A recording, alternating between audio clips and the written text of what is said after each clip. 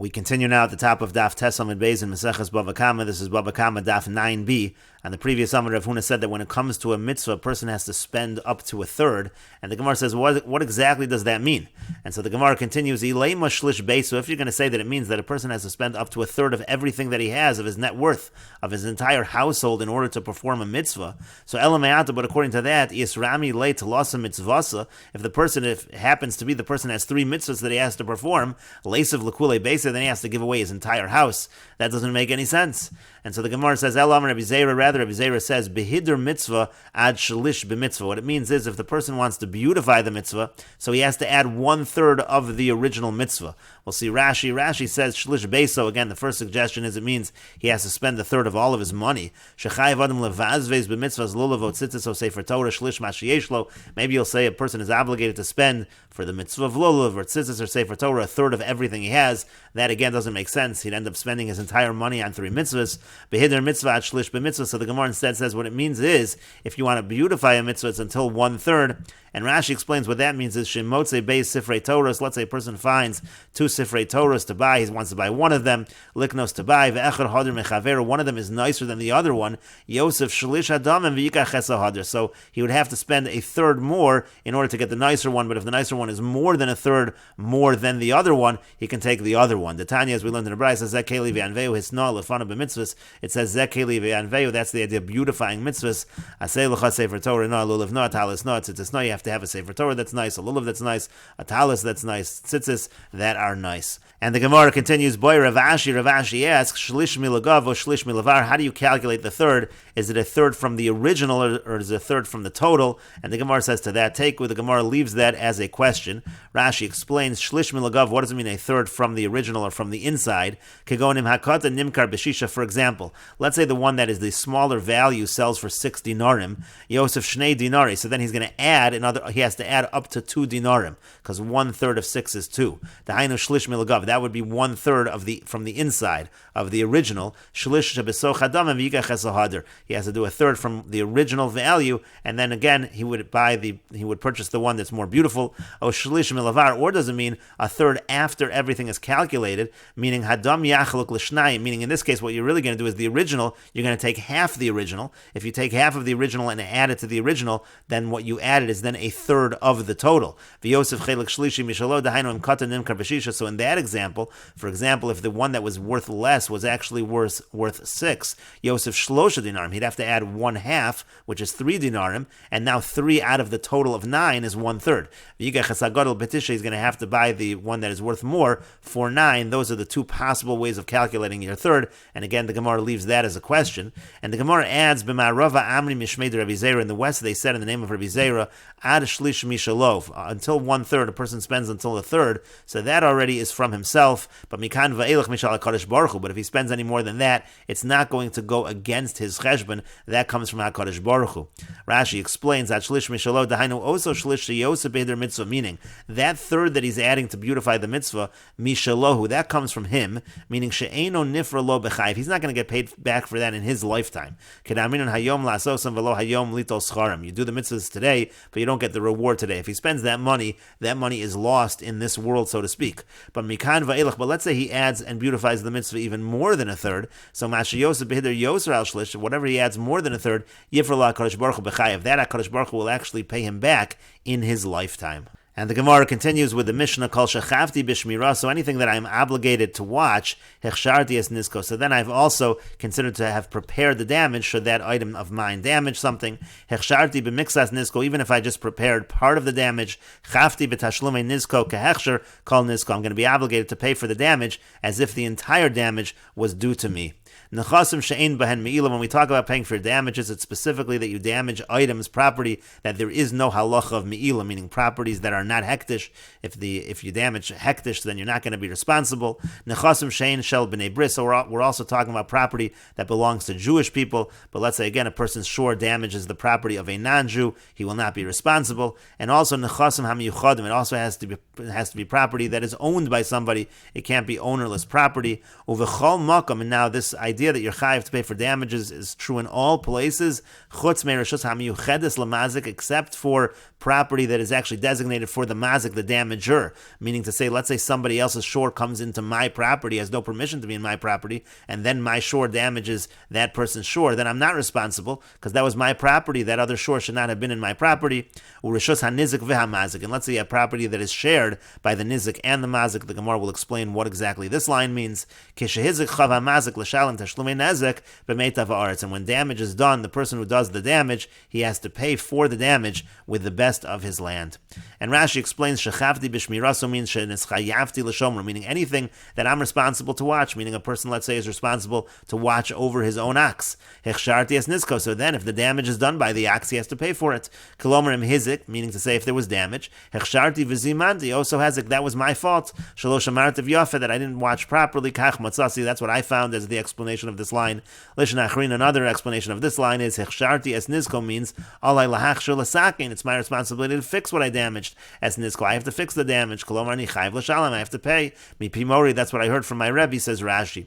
Hechsharti b'mixas nizko chavti b'tashlumi, now if I prepared part of the damage, I have to pay for the whole thing. Hi hechsharti lo dami lechsharti kamo. This hechsharti over here is not necessarily similar to the first hechsharti. To havadai zimanti, this one for sure means that I prepared the damage, as we said in the original explanation of hechsharti when we gave two explanations of the previous hechsharti. Kilomar, meaning what it means over here is for sure as follows: Im zimandi es mixas nisko, if I ended up preparing part of the damage, afa bishalo zimantiv kulo, even though I didn't prepare all of it, chavti l'shalem es nisko kahechsher kol nisko, I have to pay for the entire thing, ki ilu zimantiv kulo, as if I prepared it all. Over Gemara mefarish hechidami, the Gemara will explain what exactly we mean, what's the case.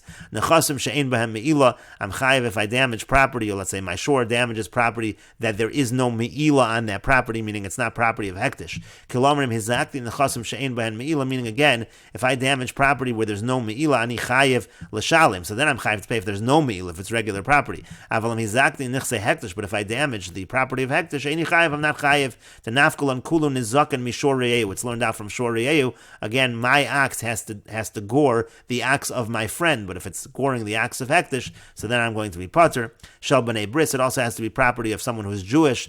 La'afukei nachri deino chayiv b'nizakav, that comes to exclude a non-Jew. The person is not chayiv if the damage is done to the non-Jew's property. And also nechasim hamiyuchadim, it has to be property that's owned by somebody. Sheyesh lam ba'alim, that has owners. La'afukei dehefker, that excludes some property that's ownerless. Shem hizakti nechasim dehefker, if I damage property that's hefker pater, then I'm going to be pater. V'gemar mefarish la, the Gemara will explain this. Uvechol makom chav hamazik, and in all places, in all locations, the damager is chayiv k'moshe ziko nechasav es nechse b'nei habris ves nechasav hamiyuchadim, if the property was damaged, and again, it was Jewish property, and it was property that was owned by somebody, chutz me'rishus hamiyuchedes lamazik, except for if the property took place in an area that was owned and that was designated for the mazik. Shem nichnas shor shel nizik b'rishus hamazik, again, if the shore of the nizik entered the property of the mazik, v'hiziko shor shel mazik, and the shore of the mazik damaged the shore of the nizik, pater, in that case he's pater. The amar le torcha b'rishusi my boy, because he can say to him, what is your ox doing in my property? Rishus hanizik v'hamazik, and also the property that belongs to both the nizik and the mazik mefarish b'gemara. The Gemara will explain this line. Keshehizich hamazik, if the damage is done, the person who did the damage has to pay. Hadarshin le breish pirkin lasuye keren. We darshan this line to include keren. Ukeshehizich hamazik dereisha lo darshin le delav yiseri. In other words, this line of keshehizich hamazik is actually an extra line. We already said it in the Reisha. The time we said in the Reisha is not extra, but this one is extra, and that's why we darshan this line to say to include a case of Karen earlier in the Gemara. And the Gemara says, Tanu Rabbanan, the rabbis taught, Kol shechavti b'shmiraso hechsharti es nisko, any time that I'm obligated to watch over my property, that it shouldn't do damage to others, I'm also considered to have prepared the damage, I'm responsible for the damage. Ketzad, how so? Shor ubor, for example, a person has an ox or a pitch, a mesaran l'cheresh shota v'katan, and he gives them over to a cheresh, a deaf mute, or to a shota, to an imbecile, or to a katan, to a minor. These are people that are not really able to watch over items, v'hiziko, and then they do damage, chayev l'shalim, he has to pay. Masha'ein kein beish. Now that's not true by a fire. If he gives a fire over to a cheresh or to a katan, he will not be responsible. This is something that's only true by shore and bor. And the Gemara says, B'may askin, and what exactly is the case over here? Ilema b'shor kasher vor mechus. If we're talking about an ox that's tied up, we're talking about a pit that's covered over, that these are safe items. So the same thing should be true. Let's say he gave a fire that was just a coal, it was really contained, it wasn't dangerous. So what's the difference over here and what's the difference over here? Meaning, why are you suddenly chayiv by shore and bore, but you're not chayiv by eish? In all of these cases, it seems to be a contained situation. Ela b'shor mutar of war megula. Rather, you'll say we're talking about where the shore is untied, where the pit is uncovered. Techavasa gabe eish shal heves. Then you're talking about a fire that's already a flame, that's already dangerous. So again, masha ein kain be'eish de pater. Now you're saying it's not true that by eish, if you give a shal heves to this chereshot of the katin or pater, why should that be true? V'yomer Reish Lakish mishmei de Chizkiya, but Reish Lakish said in the name of Chizkiya, lo shanu ela shamasa lo gacheles. It's only true if he gives him the coal, v'liba, and then he lights it, he causes the fire. Aval shal heves chayiv. But if you give over to a chereshot of the katin, a flame, then you're certainly going to be chayiv. My time, and what's the reason? To habari hazeka, because the hezek, the damage is imminent in such a situation. So of course you should be chayiv in all of these situations if it's an untied ox, if it's an uncovered pit, and if it's a fire that's already flaming.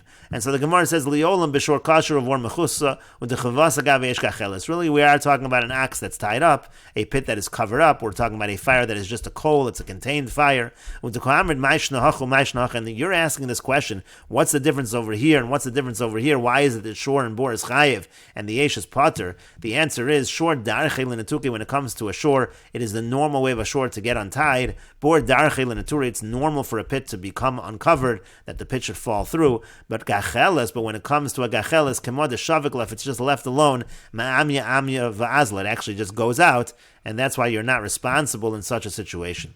And the Gemara continues, Rabbi Yochanan da'amar afilu masr lo shalheves nami pater. Now, according to Rabbi Yochanan, he says even if you give a shalheves to the chereshot of the katan, the person is pater, even if it's a flame. Techavasa hacha b'shor mutar vor megullah. And then if you're giving a similar case over here, it's going to be an untied shore, it's going to be an uncovered bore. Ma'ishna hacha. What's the difference in all of these cases? Why should it be by the shore and the bore?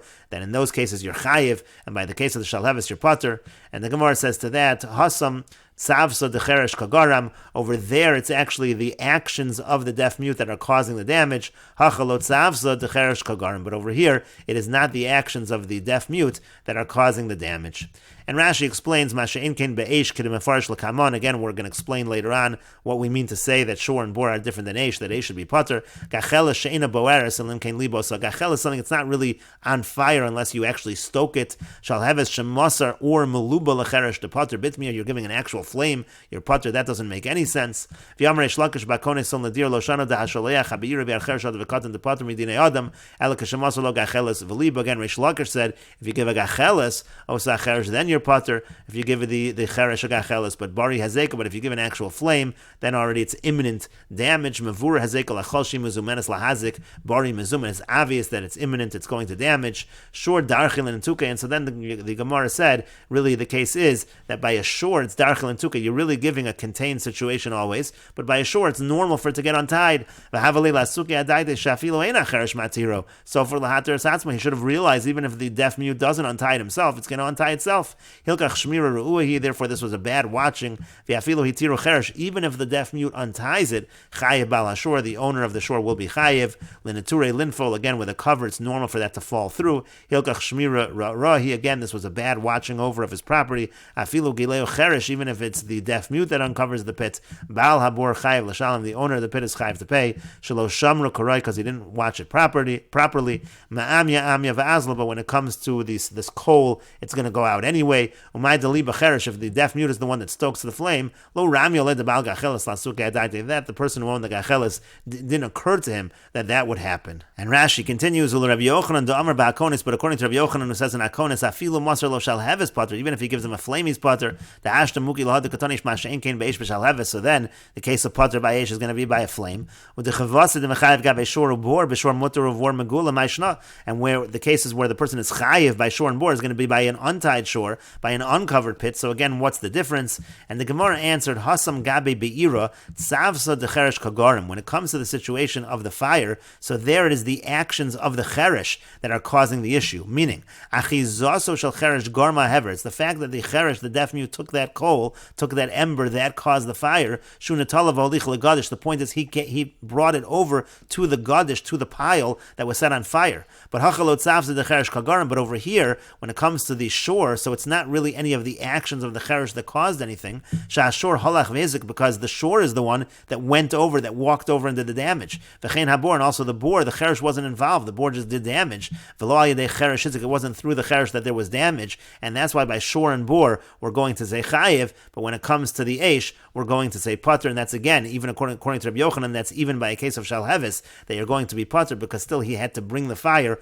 over to the area that was damaged. Rashi has another explanation. The first again was savsa achizaso, it's the grabbing of it, the kocho, his strength, that he actually caused it. Rashi has another girsa, lishna achrini garsin on savsa with a vav instead of with a beis. That would mean yichudo shal cheresh, and it's yachid ema shalhevis v'notla, that he was together with the shalhevis. You connected the two of them by putting them together. He takes that shalhevis, that causes the damage. That's the other understanding of the word savsa. And the Gemara continues, Tanu Rabbanan, the rabbis taught, Chomer b'shor mi b'bor, there is a stringency by shore over bor, and Chomer b'bor mi b'shor, there's a stringency by bor over shore. Chomer b'shor mi b'bor, the stringency by shore from bor is as follows, Shahashor mishalem es hakofer, because by a shore you can have a payment of kofer. That's talking about, let's say a shore muad kills a person, you have to make that payment called the kofer payment. V'chaye b'shloshem shalevet, also let's say a shore muad kills an eved, you have to pay the fine of 30 shekel. And also nigmar dino asr b'hana, once there's a gemar din that this shore is a shore that killed, let's say the shore killed a person, so the halach is that it's asr b'hana, you're not allowed to get any benefit from that shore. Let's say the shore is supposed to be stoned, that's nigmar dino, so let's say you shechted it before it was stoned, you're not allowed to get any benefit from that animal, from that shore. V'darko leilechul hazak, and also by shore, it's the normal way of a shore to go out and do damage. Masha'ein kain b'bor, none of these things are true when it comes to bor. Chomer b'bor mi v'shor sha'abor tchilas asiyas l'nezik, there's a stringency by bor over shore, because when it comes to bor, it is from the outset, it is made to damage. Umuad mitchila, so it's also a muad from the outset. It's not a tam. There's no din of tam by a bor. Masha'ein kain b'shor. This is not true when it comes to shore.